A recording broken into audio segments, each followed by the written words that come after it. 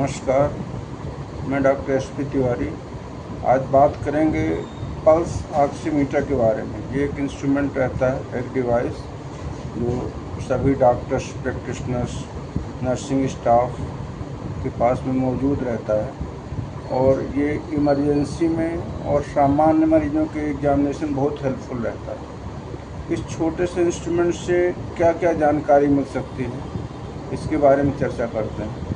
Basically इसमें एक screen रहता है, यदि इसको ऑन करें तो इस टाइप की चीज़ इसमें दिखाई देने लगती है, जिसमें ऑक्सीजन का लेवल और पल्स रेट पता चलता है। पल्स ऑक्सीमीटर का यूज कैसे करते हैं, इसके लिए सबसे पहले पल्स ऑक्सीमीटर का बैटरी चेक कर लेते हैं कि बैटरी वर्किंग है कि नहीं। यदि इस ऑन बटन को चालू करने में भी ऐसा स्क्रीन में आ जाता है, इसका डिस्प्ले होने लगता है, इसका मतलब कि बैटरी परफेक्ट है। अब इसके बाद इसको लगाने का तरीका ये है कि इसको ओपन करके यूजुअली मिडिल फिंगर की टिप में लगाया जाता है। बेस्ट तरीका मिडिल फिंगर है, लेकिन कॉमनली लोग इंडेक्स फिंगर में भी इसका यूज करते रहते हैं। ऑल्दो इसका उपयोग किसी भी फिंगर में किया जा सकता है, सभी में लगभग मेजरमेंट सेम आता है। और कभी कभी ऑक्सीजन सर्कुलेशन प्रॉपर न होने की वजह से मिडिल फिंगर में इसका डिस्प्ले बेस्ट आता है। अब जैसे इसको ऑन करके इसमें देखते हैं, ये मिडिल फिंगर में मैंने लगाया इसको और ये आप देख सकते हैं 98 और 79। इस तरह से इसमें ऑक्सीजन का फ्लो बता रहा है 98% और 73 पल्स रेट। इस तरह से इसका मेजरमेंट किया जाता है। हाथ में नेल पॉलिश लगा हुआ है या हाथ बहुत ठंडे हैं या हाथ में एक्जिमा या डर्मेटाइटिस जैसी चीज़ है, तो ऐसी परिस्थिति में इसका मेजरमेंट सही नहीं आता, कई बार आता भी नहीं। तो ध्यान रखें, ऐसे फिंगर्स का यूज़ ना करें जिसमें नेल पॉलिश लगा हुआ है। और कई बार एक फिंगर में रिकॉर्ड नहीं होता तो उसको दूसरे फिंगर, तीसरे फिंगर में भी रिकॉर्ड करके देखा जा सकता है।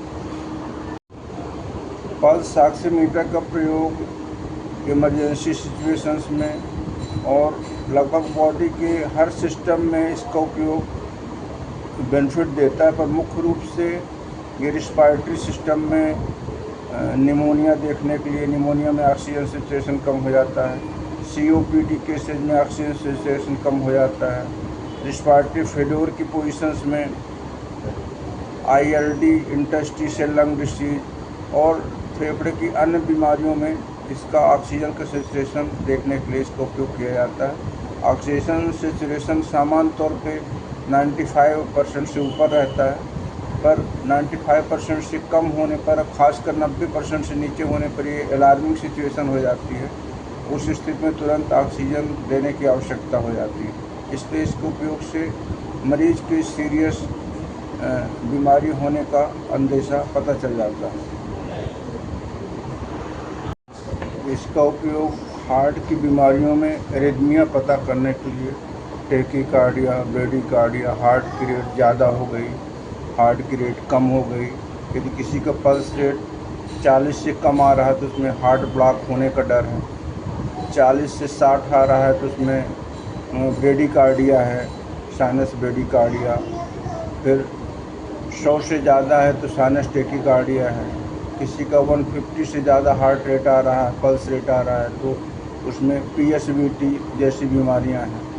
हार्ट बीट जो पल्स रेट है बार बार फ्लक्चुएटिंग आ रहा है, कभी 80, कभी 90, कभी 60, कभी 120, तो इस टाइप का एट्रियल एक्स्ट्रासिस्टोल या एट्रियल फिब्रिलेशन की बीमारी में देखने को मिलता है।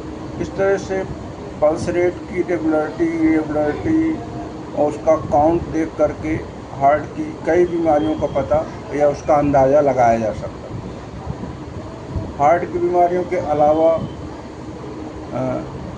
कुछ बीमारियाँ जैसे ब्रेन की बीमारी है, ब्रेन में हेड इंजरी है, उस स्थिति में इसको लगाने से एक तरफ तो ब्रेडिकार्डिया पता चल जाता है कि ब्रेन का असर ज़्यादा है, इंजरी का असर ज़्यादा है ब्रेन में या नहीं। यदि हार्ट रेट स्लो हो गया है, 40-50 के रेट पे चल रहा है, तो उसमें सीरियस हेड इंजरी होने का खतरा है। इसी तरह हार्ट रेट यदि सही भी है, उसके बावजूद ऑक्सीजन सिचुएशन घट रहा है, तो उसमें भी एक शंका, कहीं ब्रेन डैमेज होने का डर है। इस तरह से ब्रेन की बीमारियों में भी इसका उपयोग किया जा सकता है।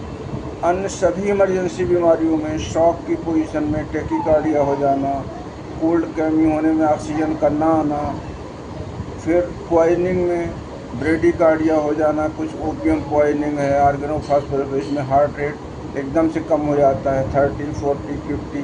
तो पॉइजनिंग केस में यदि आपने पल्स ऑक्सीमीटर लगाया और पल्स रेट आपको 40 मिल रहा है, तो एक डायरेक्ट माइंड में क्लिक होता है कि कहीं ऑर्गेनोफॉस्फोरस पॉइजनिंग तो नहीं, कहीं ओपियम पॉइजनिंग तो नहीं। तो इस तरह से इसका मल्टीपर्पज़ यूज है। इसी तरह कुछ पेट की बीमारियों में भी इसमें टैकीकार्डिया, हेमरेज है, हाइपोवॉल्मिक शॉक है, हेमरेजिक शॉक है, टैकीकार्डिया बहुत ज़्यादा आएगा, हार्ट रेट काफ़ी 120, 30, 140, 160 तक मिल सकता है। सीरियस कंडीशन में, इमरजेंसी सिचुएशन, गैस्पिंग सिचुएशन में हार्ट रेट एकदम से कम हो सकता है, पल्स से भी बहुत कम आएगा, ऑक्सीजन भी बहुत कम आएगा। इस तरह से डिफरेंट कंडीशंस हैं और इनमें इसका उपयोग करके मरीज़ की गंभीरता को समझा जा सकता है। धन्यवाद।